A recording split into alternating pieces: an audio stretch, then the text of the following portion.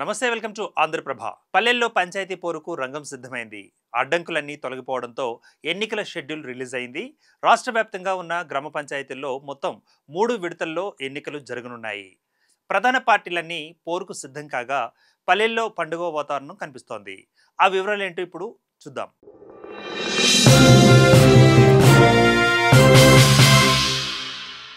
తెలంగాణలో గ్రామ పంచాయతీ ఎన్నికల నగారా మోగింది. కోర్టు కేసులతో ఇన్ని రోజులుగా ఎన్నికల ప్రక్రియ ఆలస్యం కాగా రెండోసారి షెడ్యూల్తో స్థానిక సంస్థలకు మోక్షం లభించినట్లయింది.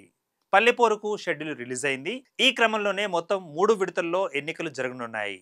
రాష్ట్ర వ్యాప్తంగా 31 జిల్లాల్లోని 564 మండలాలలో 12,728 గ్రామ పంచాయతీల్లోని సర్పంచ్ స్థానాలతో పాటు 1,12,242 వార్డు సభ్యుల స్థానాలకు 3 విడతల్లో ఎన్నికలు జరగనున్నాయి. ఈ నేపథ్యంలోనే వచ్చే నెల 11, 14, 17 తేదీలలో ఎన్నికలు జరగనుండగా ఎలక్షన్ కోడ్ తక్షణమే అమల్లోకి వచ్చేసింది. కొత్త నాయకత్వం ఎన్నికకు అడ్డంకులన్నీ తొలగడంతో 3 విడతల్లో స్థానిక పోరుకు అంతా సిద్ధమైంది. ఈ నేపథ్యంలోనే ఎన్నికల షెడ్యూల్ను రాష్ట్ర ఎన్నికల కమిషనర్ రాణి కుముదిని ప్రకటించారు. డిసెంబర్ 11, 14 అలాగే 17 తేదీలలో పంచాయతీ ఎన్నికలు నిర్వహించనున్నట్లు తెలియజేశారు. ఈ నెల 27న మొదలు కానున్న ఎన్నికల ప్రక్రియ వచ్చే నెల 17తో ముగియనుంది. ఈ క్రమంలో ఎన్నికల కోడ్ తక్షణమే అమల్లోకి వచ్చింది. ఇక ఈ ఎన్నికలను బ్యాలెట్ పేపర్లతో నిర్వహిస్తుండగా ఇందులో నోటా ఆప్షన్ కూడా ఉండనుంది. స్థానిక ఎన్నికలకు నవంబర్ 27న నోటిఫికేషన్ రిలీజ్ కానుంది.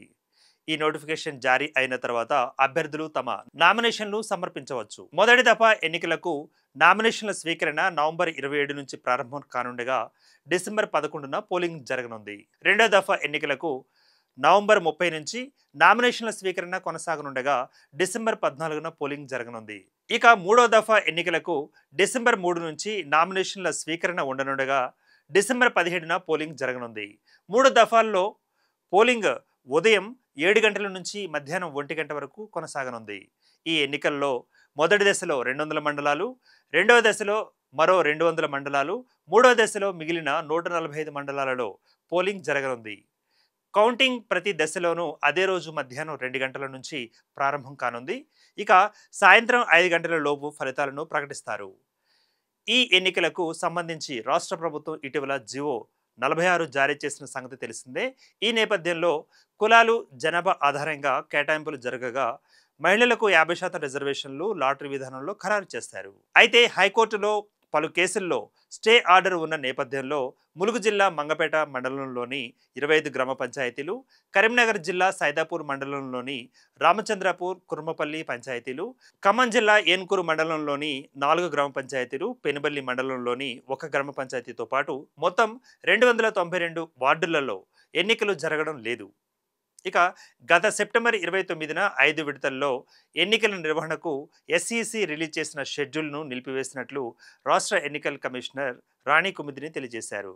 అంతేకాదు పంచాయతీ ఎన్నికల కోసం ఈసారి కొత్తగా గ్రీవెన్స్ మాడ్యూల్ను ఏర్పాటు చేశామని, త్వరలోనే అందుబాటులోకి తెస్తున్న యాప్ ద్వారా కంప్లైంట్స్, అభ్యంతరాలు ఏమైనా ఉంటే స్వీకరిస్తామని ఆమె తెలిపారు. ఈ ఎన్నికల కోసం ఎస్ఈసి ఆఫీసులో 9240021456 నంబర్తో కాల్ సెంటర్లు కూడా ఏర్పాటు చేసినట్లు వెల్లడించారు.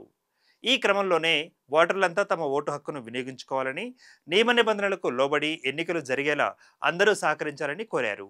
గ్రామ పంచాయతీ ఎన్నికల నగారా మోగడంతో రాజకీయ పార్టీలన్నీ తమ అభ్యర్థులను ఎంపిక చేసే పనిలో పడ్డాయి. గెలిపే లక్ష్యంగా ఇప్పటి నుంచే ప్రచారాన్ని హోరెత్తించేందుకు రంగం సిద్ధం చేసుకుంటున్నారు.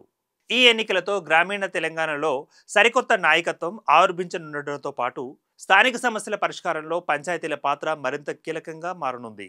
ఏది ఏమైనా ఈసీ ప్రకటనతో రాష్ట్ర వ్యాప్తంగా పండుగ తరహాలో ఎన్నికల సందడి షురూ అయింది. Keep watching Andhraprabha.